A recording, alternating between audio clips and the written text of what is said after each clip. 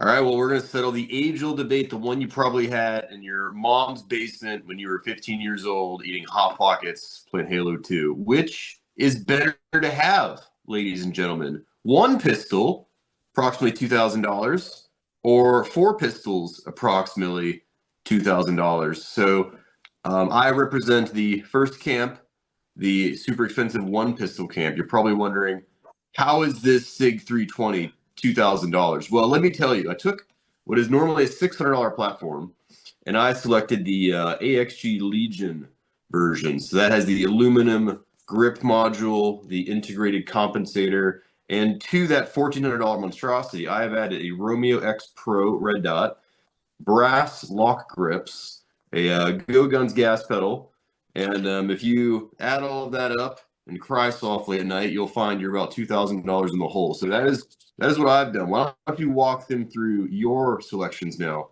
sir? Yeah, of course. So I've done something I think a little bit more sensible. So I've taken the foregun approach. So I've selected my Ruger LCP. This is like my little concealed carry gun.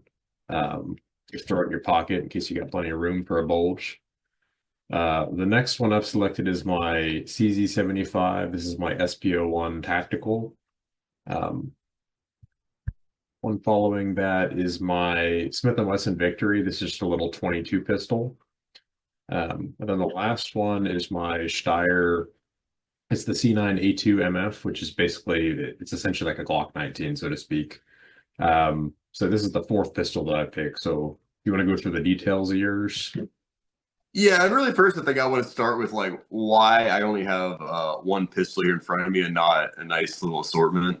And it really boils down to the fact that frankly I'm not a habitual carrier, so I don't really need a dedicated carry gun in the way that you clearly do or have. Now, I'm not saying there's anything wrong with carrying. It's just that frankly I work from home and I don't go a lot of places and not places that I could frankly carry one regardless. So for that reason, I don't really have a dedicated carry gun. And then I came to the realization, and in years past I had multiple pistols, but I realized I really only like shooting one at a time. And I decided it's better to just build skill and proficiency with one platform versus having lots of platforms to train through. So that all kind of coalesced into this decision to just sell a bunch of my pistols and just buy this one. Not gonna lie, another reason I had this one in particular is because it's one of the guns that both my wife and I like. Because if I'm going to spend that much money on a pistol, it kind of made sense that it's one that she can actually use too. The fact that it's compensated means the spring in here is quite light. It's very easy to manipulate. I can actually rack it from the front easily, which most guns is tricky, like the SPO1 you had there. It's a great gun. Like I really actually genuinely like that gun, but it is a lot harder to manipulate the slide on that gun, I would argue. Kind of same with the shadow guns. They're just I'm not gonna say finicky, but they're harder to manipulate, especially for a newer shooter, like my wife is. It's also optics ready, and it allows you to add an optic directly onto the slide and still co-witness. It's got some actually pretty nice tritium sights. I like the sights in here actually quite a lot. So that's a nice feature as well. If the battery's dead or whatever, you can still just functionally use the gun pretty much like you would normally. It's a very upgradable platform, to the bemusement of the Reddit bros. It's like, oh, what's Sig doing this year? Oh, I guess they got new material. Oh, I guess they got new color. Well, guess what?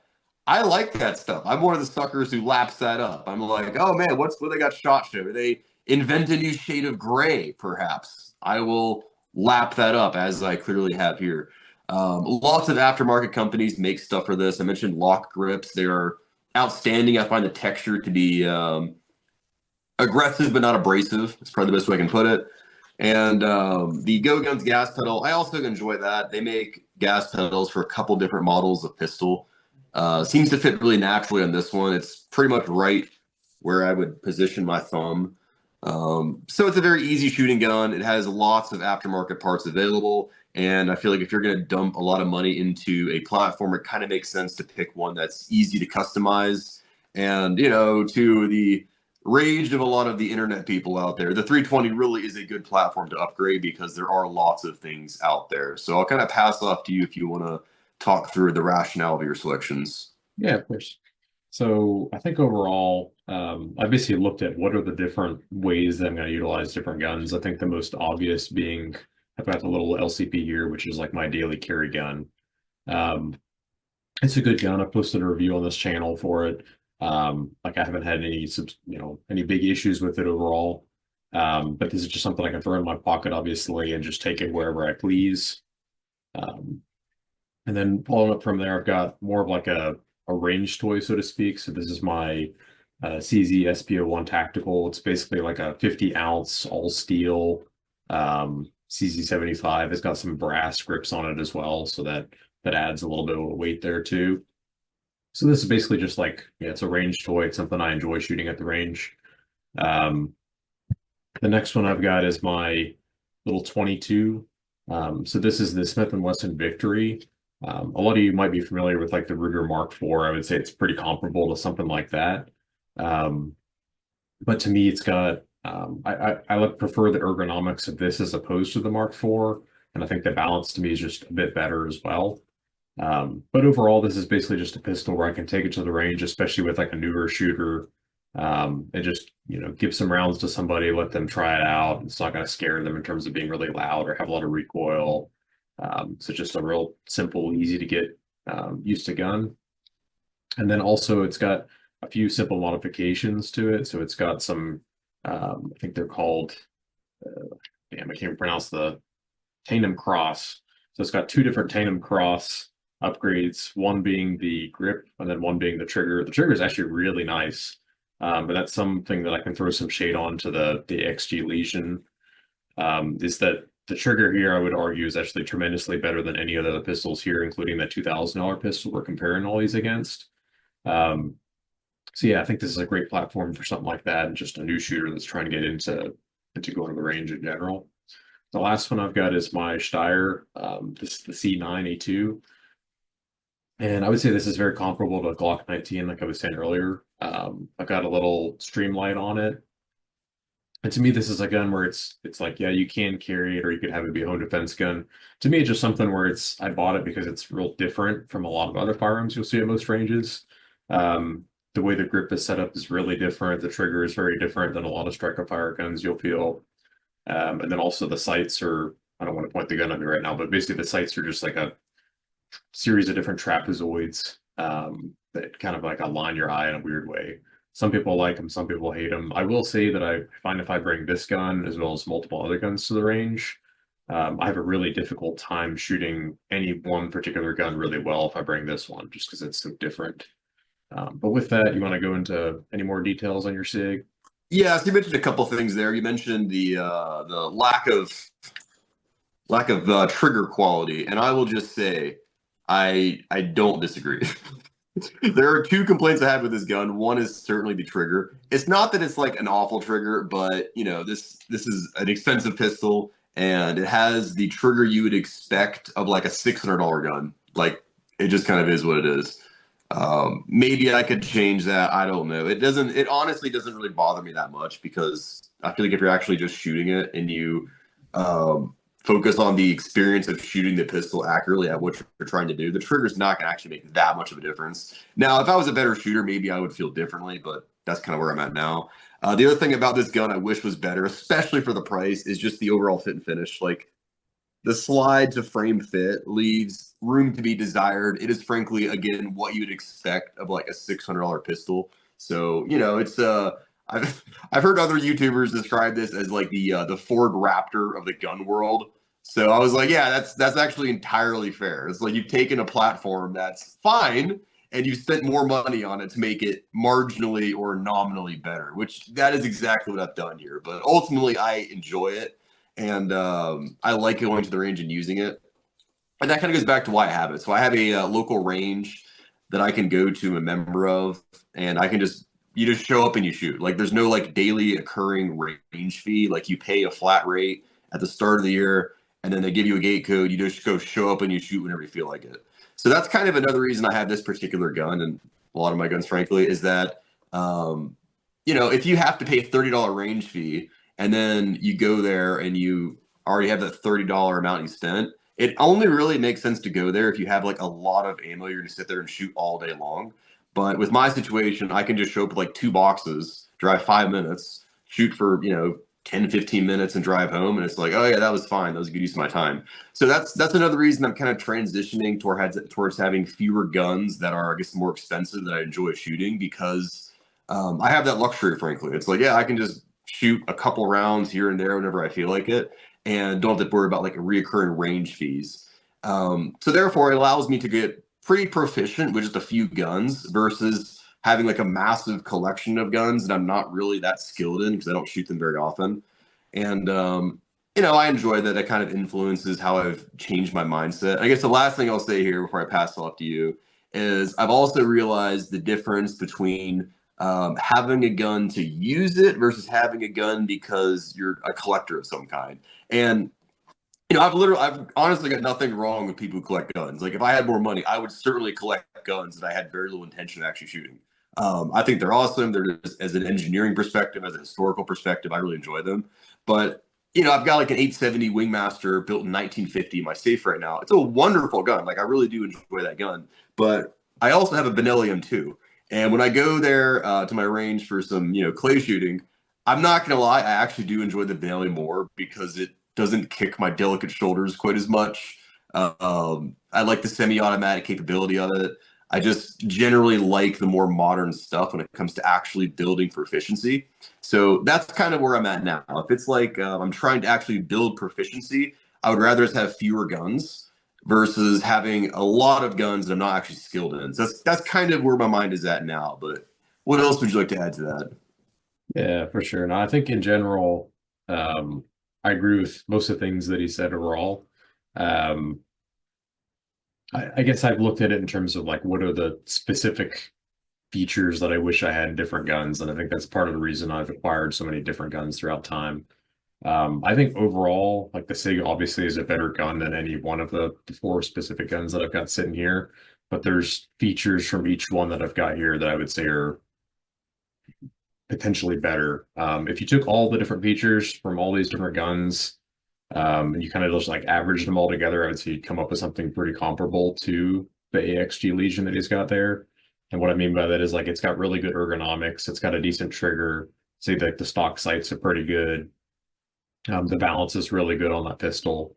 But then if you, for instance, take like I was saying earlier, this 22, like you can buy a $40 trigger that's better than the XG Legion.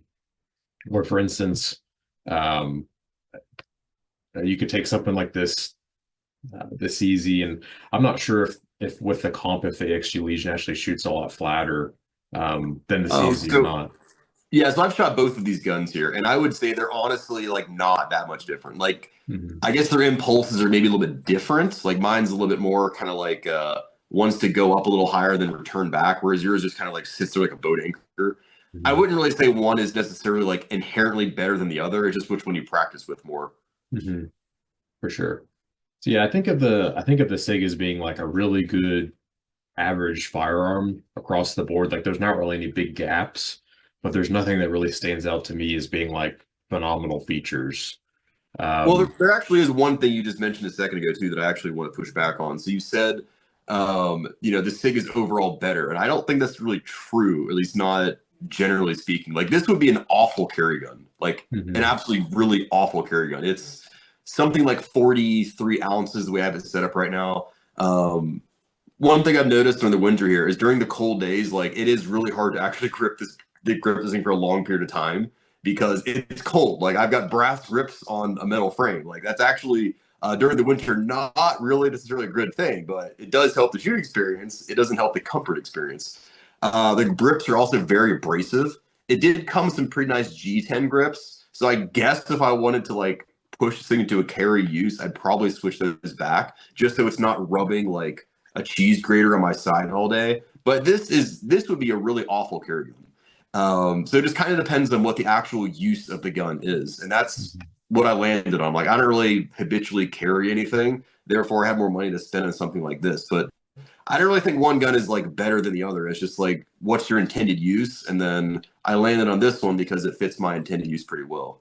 Yeah, yeah, for sure. I think that makes sense. Yeah, I mean, as to his point, it's like the LCP here, for instance, like to me, this is a phenomenal carry gun just because of the size and the weight and whatnot. I would hate to carry the AXG Legion around all day long, but I guess my point is like if you were to take all these different guns to the range, I would prefer to shoot the SIG over any one particular gun here. But if I was looking for a gun that had like a really good trigger, or just like weighed a shit ton, for instance, or I don't know, had some really weird sights on it, then like I have a different option that I could choose.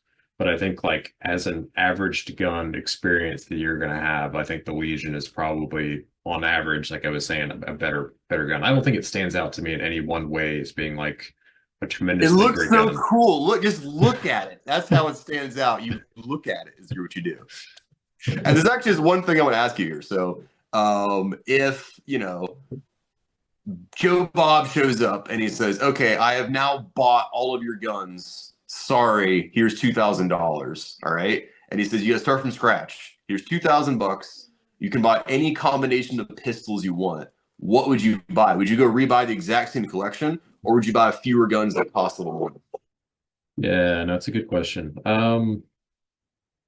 I probably have two guns, not four. I don't find myself like in theory, you can save quite a bit of money shooting the 22.